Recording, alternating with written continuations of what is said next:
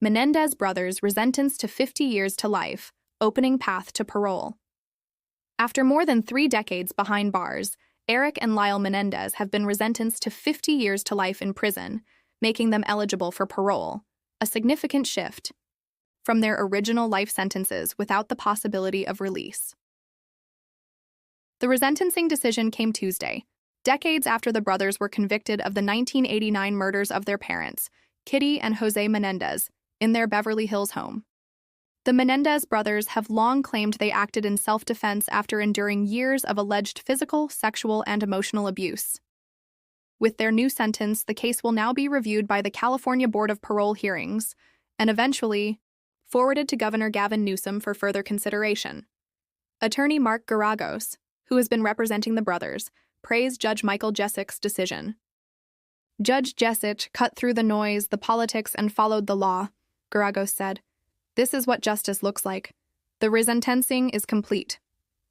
Garagos emphasized that the ruling reflects the evolution of the criminal justice system since the 1990s.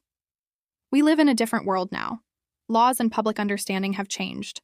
Relatives of the Menendez brothers, including cousin Ana Maria Baralt, were emotional following the resentencing. I'm so glad I wore waterproof mascara, Baralt said tearfully. This is a day we've been hoping for. Los Angeles County. District Attorney Nathan Hochman, who opposed resentencing, acknowledged the magnitude of the decision. It carries weight for the families, the community, and for justice, he said. Despite the public spotlight, this case deserves a critical, fact-based evaluation. The brothers' legal team filed a petition in 2023, citing new evidence, supporting their long-standing claims of abuse. That evidence, they argued, warranted a reassessment of their sentences and opened the door for possible parole.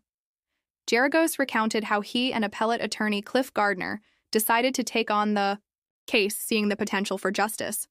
We saw the rainbow and were chasing the pot of gold, their freedom, he said. Despite repeated attempts by Hochman to delay or derail the process, including trying to withdraw a resentencing motion filed under previous DA George Gasconti, court moved forward.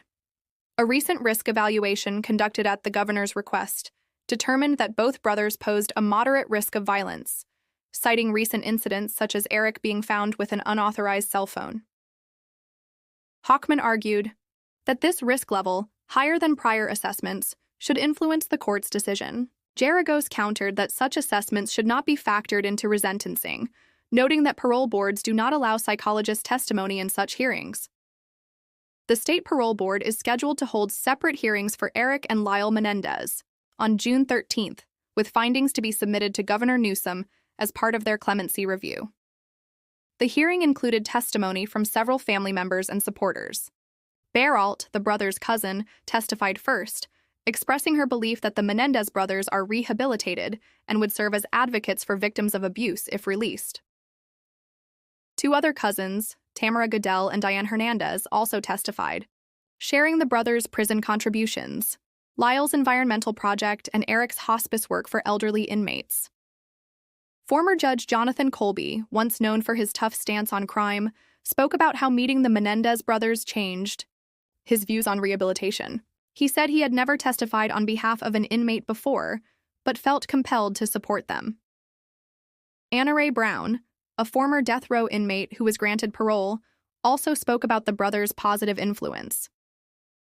They brought hope into a hopeless environment, Brown said. They've taken rehabilitation seriously and led by example. The Menendez brothers, appearing virtually from Richard J. Donovan Correctional Facility in San Diego, now await their parole hearings. Their legal team hopes for their eventual release and continues to push for a full recall of their sentence. This isn't about rehashing the crime, Garagos said.